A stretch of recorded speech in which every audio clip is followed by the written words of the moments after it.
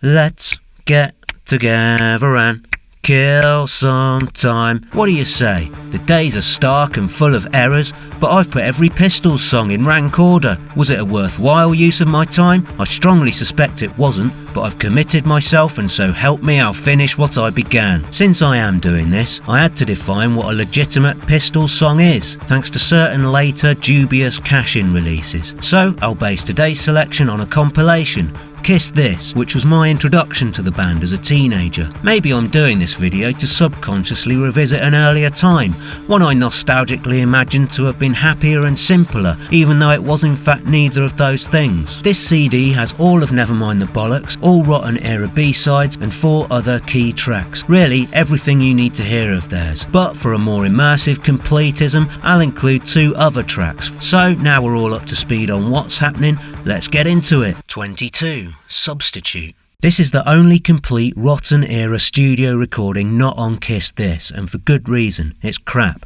Unusually for the band, it's clumsily played and has a bad guitar sound. Glenn adds this rinky-dink bass line to the chorus that does it no favours. The only thing I like about it is some of Lydon's lyric alterations, like "Wanker's Mac." So, one song down, and the presenting of opinion as fact is already giving me cognitive dissonance, but let's press on. Number 21, Steppin Stone. A Monkees cover with a great vocal, this is already a big jump in quality from the last one.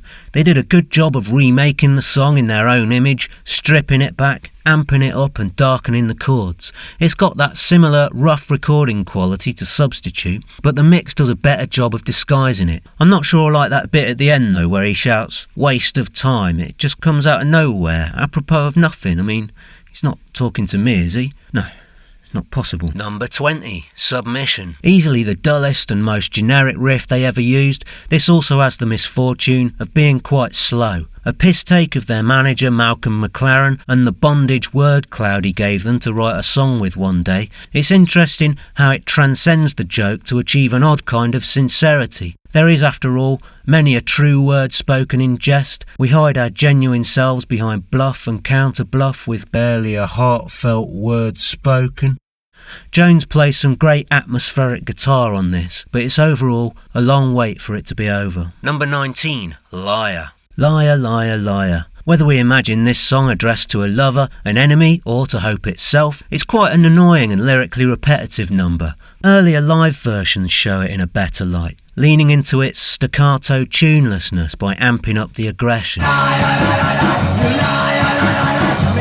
While the more tame bollocks treatment exposes the song's weaknesses, and if the world teaches us anything repeatedly, it's that weakness must always be masked by aggression, always. The middle section is probably the best. When Paul Cook switches the beat around halfway through the solo, he reminds us that we're wrong to overlook his contribution. Number 18, No Fun. I sometimes enjoy this and other times it's no fun. As a loose jam rather than a tightly structured song, it's so different from any other by the Pistols, it seems to just hover above their other music, waiting to fall on a random point in the spectrum of boredom to enjoyment every time I listen to it. And so the attempt to definitively place it in this ranking comes so close to unravelling the meaningless illogicality of the whole enterprise that I prefer it if we just move swiftly on. Cheers. Number 17. There was no way to avoid having the song 17 in at number 17. It was gravitational, alright? We were on a collision course with the inevitable, and here we are. This early track was written before Lydon joined, so it has a crude beginner's air to it, and also a very unusual structure. Something like verse, verse, verse, chorus, breakdown, end. It's super basic, but it's got humour and energy, and it's over quickly. Number 16, Pretty Vacant. I'm often bewildered and alienated by the things people profess to enjoy. The great outdoors, joining in. This song, which has almost no dynamics, and with no bridge, no solo, and little besides 3 choruses and 3 verses, 2 of which are identical. It's a very samey listen with obvious chords and half-assed vocal lines that people still call a classic for some reason. I get that the hook is super anthemic, but so what? It's probably necessary at this point that I remind myself that Pretty Vacant is just a song and not some kind of verdict on an irrevocable estrangement I've suffered from my fellow humans. I mean, there must be someone else out there who doesn't like it, right? I think that the music in hell for eternity be some of this rock music with all its vulgarities and all of its sexual innuendos. Yeah, he seems like more of a God Save the Queen type. Number 15, Belsen Was a Gas. Nothing says punk rock quite like being punningly reminded that the Holocaust took place, and that this is a world where we may starve, fail and crumble, and yet still count ourselves lucky to have dodged that bullet. This song was written by Sid Vicious for his first band Flowers of Romance, with music by Keith Levine, explaining the riff's darker than usual tone. Sid's lyrics read like a careless imitation of a Pistols song from someone who hasn't really understood them, who thinks that offence for its own sake is the same as expression which may offend. The song was never properly recorded, but the most common version, the one from their final concert, is saved by a concluding ad-lib from Lydon, which creates that slippery, morally fuzzy feel of a true Sex Pistols song, I reckon. Number 14, Satellite. I've just eaten some sugar. The Pistols really did love their one-word titles beginning with S, didn't they? Substitute, Submission, 17, Satellite. That's the kind of insight you'll only find here. This is the band at their most formulaic. A standard 3-chord idea, slightly slower than usual, the Anarchy riff recycled in the middle, but Lydon's lyrics and vocal are what make it. As humans, we're damaged creatures, prone to strange behaviour like getting defensive when seen in possession of a tender emotion, and that's what this song is. Lydon was seen hand in hand with some poor lass who Glenn Matlock then referred to as his girlfriend, so he wrote this song trashing the girl and the very notion he ever could have liked her.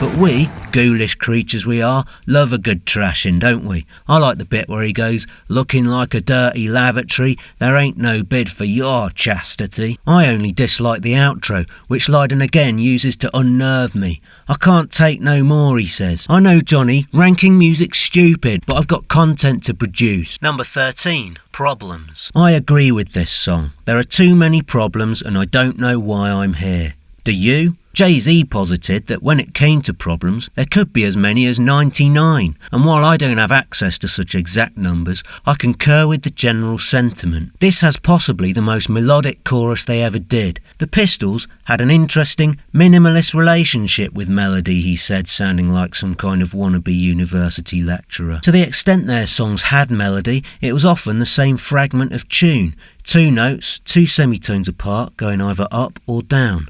This is heard in the choruses of Pretty Vacant, Bodies, No Feelings, Holidays in the Sun, Anarchy in the UK, as well as the outro to EMI. But this chorus has 4 notes, after Glenn challenged Steve to write something using the chords A, B, C, D.